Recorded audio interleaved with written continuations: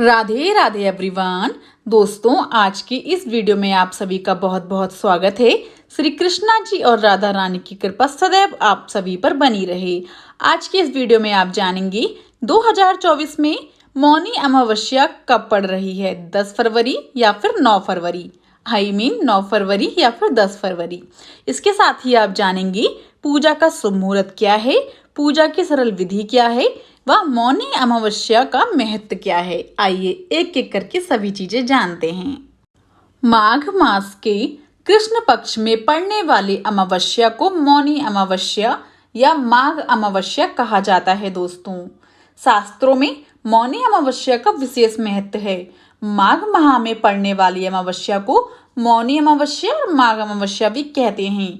वहीं इस दिन ऋषि मनु का जन्म हुआ था। आपको बता दूं कि इस दिन व्रत और दान करने का महत्व है। इस दिन दान करने से अक्षय पुण्य की प्राप्ति होती है। वहीं यह तिथि पितरों को समर्पित भी मानी गई है। दोस्तों, इस दिन लोगों को तर्पण और श्राद्ध करना चाहिए। जिन लोगों की कुंडली में पितृदोष है, साथ ही इस दिन भगवान शिव और भगवान विष्णु का पूजन करना बेहद शुभ होता है। मौनी अमावस्या की आइए सही तिथि जानते हैं 2024 की। वैदिक पंचांग के अनुसार मौनी अमावस्या तिथि 9 फरवरी को सुबह 8:01 से आरंभ होगी, जो अगले दिन 10 फरवरी सुबह 4:29 पर समाप्त होगी।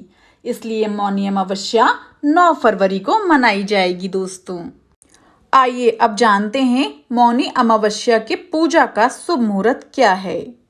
ब्रह्म मुहूर्त है 5:21 AM से 6:13 AM तक। सर्वार्थ सिद्धि योग है 7:05 AM से 11:29 PM। अभिजीत मुहूर्त है 12:13 PM से 12:58 PM तक। विजयी मुहूर्त है 2:26 PM से 3:10 PM तक। अमृतकाल मुहूर्त है 2:17 PM से 3:42 PM तक। दोस्तों, आइए दोस्तों अब जानते हैं मौनी अमावस्या की पूजन विधि। मौनी अमावस्या के पर्व पर शंकर जी का रुद्राभिषेक करने का विधान है। अमावस्या के दिन सूर्य चंद्रमा का मिलन होता है। चंद्रमा सूर्य से अस्त हो जाता है। अमावस्या पर चंद्रमा से संबंधित सफेद वस्तुएं जैसे चीनी, चावल, दूध, दही आदि का दान करने से चंद्रमा अनुकूल होता है। दानकर्ता को मानसिक शांति और सफलता मिलती है। स्नान के पश्चात गौ, अन्य वस्त्र, स्वर्ण, रजत इत्यादि या अन्य कोई भी सुलभ वस्तु दान करने का महत्व है। दान के पश्चात श्री तुलसी जी, शंकर जी, पार्वती जी की विधि विधान सहित भक्ति पूर्वक पूजा करें तथा पीपल के वृक्ष की 108 परिक्रमा करें। 108 बार पीपल के वृक्ष की परिक्रमा करनी चाहिए। प्रत्येक परिक्रमा में पीपल के वृक्ष पर कोई वस्तु हर बार चढ़ानी चाहिए। पीपल के वृक्ष की 108 परिक्रमाएं पूरी कर लेने के बाद सभी परिक्रमाओं में चढ़ाई हुई सभी वस्तुएं किसी ब्राह्मण को दान कर देनी चाहिए। दान करते समय मनी मन कहें, हे अमावस्या, ये दान आपके निर्मित है। आइए दोस्तों अब जानते हैं मौनी अमावस्या का महत्व क्या है। सनातन धर्म शास्त्रों में निहित है कि अमावस्या तिथि भगवान विष्णु को प्रिय है। इस दिन मौन व्रत धारण करने का भी विधान है। अमावस्या और पूर्णिमा के दिन अन्न दान करने से पितरों को मोक्ष की प्राप्ति होती है। दोस्तों, इस दिन पवित्र नदियों और सरोवर में स्नान ध्यान करने से समस्त पाप नष्ट होते हैं। इसलिए इसके लिए लोग पवित्र नदियों और सरोवरों में श्रद्धालु आस्था की डुबकी लगाते हैं। इसके बाद पूजा, तप, जप और दान करते हैं। मौनी अमावस्या के दिन प्रवाहित जलधारा में तिलांजलि करना पुण्यकारी होता है। दोस्तों, आइए दोस्तों अब मैं आपको सुनाने जा रही हूँ मौनी अमावस्या की पौराणिक व्रत कथा कहानी। ध्यान से सुनिएगा दोस्तों। मौनी अमावस्या की कथा को लेकर जो प्रचलित कथा है, उसके अनुसार प्राचीन काल में एक ब्राह्मण परिवार कांचीपुरी में रहता था। पति पत्नी दोनों ही धर्मात्मा थे और धर्मपूर्वक अपनी गृहस्थी चलाते थे। इनका नाम देवस्वामी था और इनकी पत्नी का नाम धनवती था। इनके साथ सात पुत्र और एकमात्र पुत्री थी जिसका नाम गुणवती था। जब गुणवती सयानी हुई और तो देवस्वामी से धनवती ने कहा कि पुत्री के विवाह के लिए अब वर देखना चाहिए।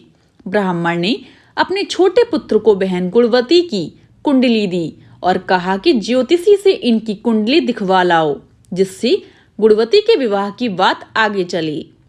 ज्योतिषी को कन्या की कुंडली दिखाई। उसने बताया कि विवाह होते ही कन्या विधवा हो जाएगी। ज्योतिषी की ये बात जब ब्राह्मण परिवार को मालूम हुआ तो वह बहुत दुखी हो गया और इसका उपाय पूछा। ज्योतिषी ने बताया कि हे ब्राह्मण, सिंगल द्वीप में एक पतिव्रता महिला रहती है जिसका नाम सोमा धोबिन है। यदि कन्या की शादी से पहले सोमा आपके घर आकर पूजन करे और अपना आशीर्वाद दे तो ये दोष दूर हो जाएगा। ब्राह्मण ने अपनी पुत्री गुणवती को अपने सबसे छोटे पुत्र के साथ सिंगल द्वीप भेज दिया। दोनों भाई बहन सागर किनारे पहुंचकर उसे पार करने के बारे में विचारने लगे। जब समुद्र को पार करने का कोई रास्ता नहीं मिला तो दोनों भूखे प्यासे एक पीपल वृक्ष के नीचे आराम करने लगे। पेड़ पर घोंसले में एक गिद्ध का परिवार रहता था। उस समय घोंसले में सिर्फ गिद्ध के बच्चे थे। वे सुबह से भाई बहन की बातों और क्रियाकलापों को देख रहे थे।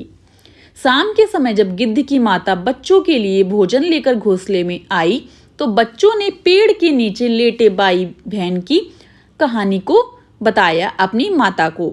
उनकी बातें सुनकर गिद्ध की माता को दोनों भाई बहनों पर दया आई और बच्चों के कहने से उसने कहा कि तुम लोग अब चिंता मत करो, मैं इन्हें सागर पार करवा दूंगी। बच्चों ने माता की बातों को सुनकर खुशी खुशी भोजन ग्रहण किया। गिद्ध की माता बच्चों को भोजन करवाकर दोनों भाई बहनों के पास आई और बोली कि मैंने आपकी समस्याओं को जान लिया है, आप चिंता मत कीजिए, आपकी समस्या का निदान मैं कर दूंगी और आपको सोमा धोबन के पास पहुंचा भी दूंगी। गिद्ध की बातों को सुनकर दोनों भाई बहनों का मन आनंदित हो गया और उन्होंने वन में मौजूद कंद मूल को खाकर रात काट ली। सुबह होते ही गिद्ध ने दोनों भाई बहनों को समुद्र पार करवा दिया और सिंगल द्वीप में सोमा धोबिन के घर के पास पहुंचा दिया। गुणवती सोमा धोबन के घर के पास छुपकर रहने लगी। हर दिन सुबह होने से पहले गुणवती सोमा का घर लीप दिया करती थी। एक दिन सोमा ने अपनी बहुओं से पूछा कि प्रतिदिन सुबह हमारा घर कौन लीपता है। बहुओं ने प्रशंसा के लोभ से कहा कि हमारे अलावा ये काम और कौन करेगा, लेकिन सोमा को बहुओं की बातों पर भरोसा नहीं हुआ और वह ये जानने के लिए पूरी रात जागती रही कि कौन है जो हर दिन सूर्योदय से पहले घर हमारा लीप जाता है। सोमा ने देखा कि एक कन्या उसके आंगन में आई और आंगन लीपने लगी। सोमा गुणवती के पास आई और उससे पूछने लगी कि तुम कौन हो और तुम क्यों हर सुबह मेरे आंगन को लीप कर चली जाती हो। गुणवती ने तब अपना सारा हाल सोमा से कह डाला। गुणवती की बातों को सुनकर सोमा ने कहा कि तुम्हारे सुहाग के लिए मैं तुम्हारे साथ चलूंगी। सोमा ने ब्राह्मण के घर आकर पूजा किया, लेकिन विधि का विधान कौन टाल सकता है। गुणवती का विवाह होते ही उसके पति की मृत्यु हो गई। तब सोमा ने अपने सभी पुण्य गुणवती को दान कर दिया। सोमा के पुण्य से गुणवती का पति जीवित हो गया, लेकिन पुण्यों की कमी से सोमा के पति और बेटे की मृत्यु हो गई। लेकिन सोमा ने अपना घर छोड़ने से पहले बहुओं से कह दिया था कि मेरे लौटने से पहले अगर मेरे पति और बेटे को कुछ होता है तो उनके शरीर को संभाल कर रखना। बहुओं ने सास की आज्ञा को मानकर सभी के शरीर को संभाल कर रखा। उधर सोमा ने सिंगल द्वीप लौटते हुए रास्ते में पीपल के वृक्ष की छाया में विष्णु जी की पूजा कर 108 बार पीपल की परिक्रमा की। इसके पुण्य के प्रभाव से सोमा के घर लौटते ही उसके पति और बेटे फिर से जीवित हो गए। यहीं पर समाप्त होती है हमारी मौनी अमावस्या की कथा। अगर आपको आज की ये वीडियो पसंद आई हो तो जाने से पहले मेरे चैनल को लाइक, शेयर एंड सब्सक्राइब करना बिल्कुल भी ना भूलें। मौनी अमावस्या की आप सभी को हार्दिक शुभकामनाएं। राधे राधे एवरीवन।